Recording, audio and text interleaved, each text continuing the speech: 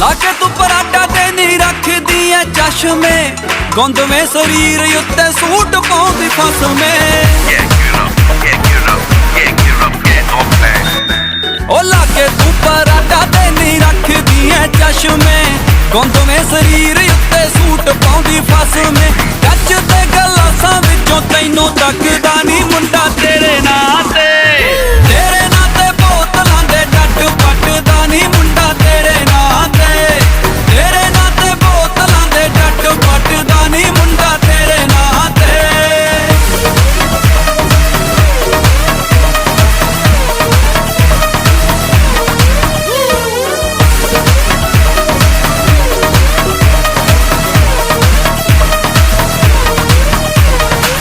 fit फाट रहन लई तू जावे नित जिम नी साल पूरा हो गया तू होई ना सलिम नी